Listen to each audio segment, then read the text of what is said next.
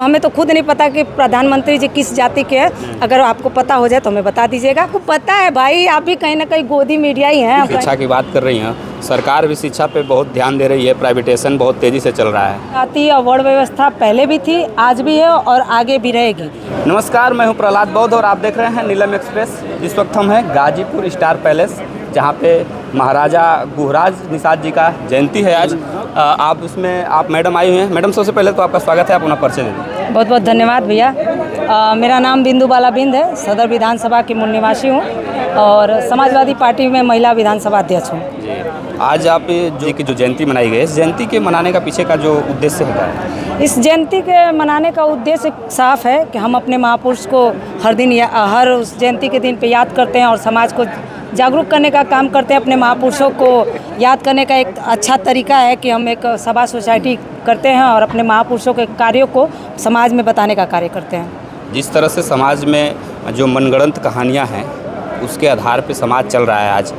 जिस तरह से आज अभी प्रोफेसर साहब ने बताया है कि जो जहाँ गलत सही इतिहास को तोड़ मरोड़ कर जोड़ा जा रहा है, उससे समाज को बाहर कैसे निकालेंगे?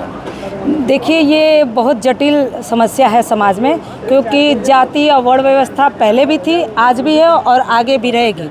जब तक समाज में शिक्षा का अभाव रहेगा, पिछड़े समाज में शिक्षा का अभाव रहेगा, जागरूकता का अभाव रहेगा, इस जड़े को इतना आसानी से खोदा नहीं जा सकता, क्योंकि ये वर्ण व्यवस्था बहुत पुराने समय से चलती आ रही है और आज भी कहीं ना कहीं विद्यमान है और बिल्कुल नहीं चलेगी।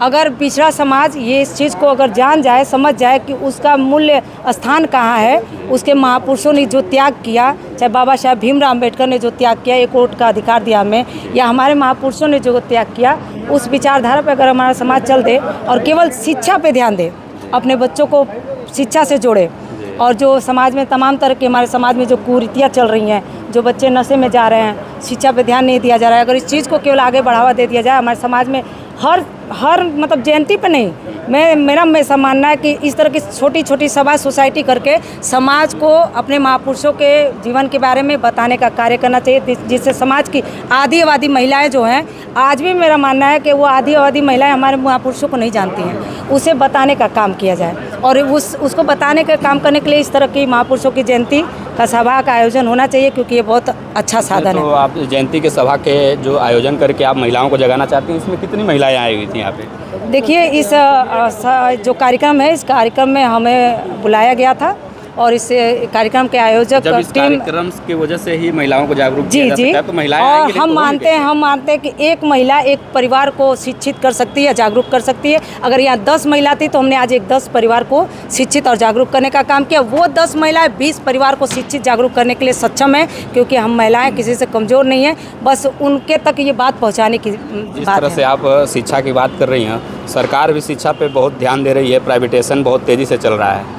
जी, अभी तो आपने जब कही दिया तो उसमें हमसे क्यों पूछ रहे हैं भाई? आप सब समझते हैं, आप मीडिया वाले हैं, सारी बातें आप जानते हैं, आपसे ज़्यादा बेहतर तो मैं नहीं बता सकती। आपको पता है कि शिक्षा किस तरह से प्राइवेट की तरफ जा रहा है, प्राइमरी स्कूलें बंद किया जा रहा है, तो आपने खुद स्वीकार किया, उसी को आप क्वेश्चन करके कह रहे हैं तो अच्छा नहीं लग रहा है ना? क्यों?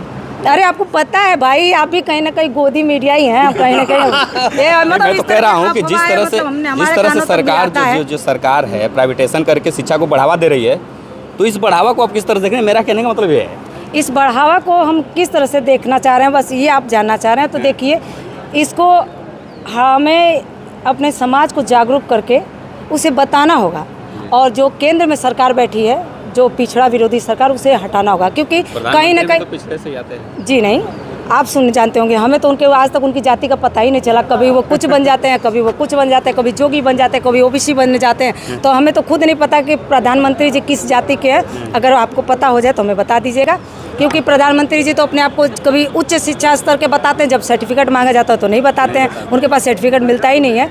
हाँ, ये जो आप शिक्षा की बात कर रहे हैं, पहले शासन सत्ता में जो तानाशाही सरकार बैठी है, जो पिछड़ा का सबसे ज़्यादा शोषण कर रही है और पिछड़ा का शोषण करने के लिए शिक्षा को कमज़ोर कर रही है, क्योंकि जब आदमी शिक्षित होगा तो वो सरकार से सवाल करेगा, अपना हक अधिकार मांगेगा। इसलिए उसने सबसे जो शरीर का जो मूल जड़ होता है, जो हमारी शरीर की रीढ़ की हड्डी होती है, उसे तोड़ने का काम करे। ये मनवादी सरकार को हटाना है। जब ये मनवादी सरकार हटेगी तो पिछड़ा सरकार, कोई पिछड़ा समाज की हितैषी सरकार जब बनेगी तो 2027 में चुनाव है नज़दीक।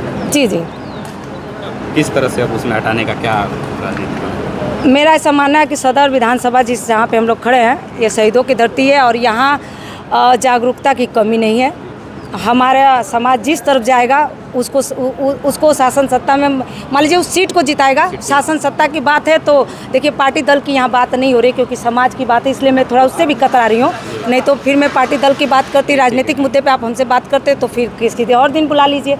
और समाज की बात है तो हमारा सदर विधानसभा इतना जानता है कि हमारा हित कहाँ है और अनिहित कहाँ है, और जो नहीं जानता उसे हम लोग बताने का काम कर रहे हैं। तो इस तरह से हमारे साथ समाजवादी पार्टी की जो नेत्री हैं, उन्होंने जिस तरह से महिलाओं का शोषण और जो आधी आबादी है महिलाओं की, उसको लेकर के जो शिक्षा का प्राइवेटाइजेशन हो रहा है उस पर, और इन्होंने अपनी बात रखी है, बहुत मजबूती से इन्होंने बात रखी है। इसी के साथ नमस्कार।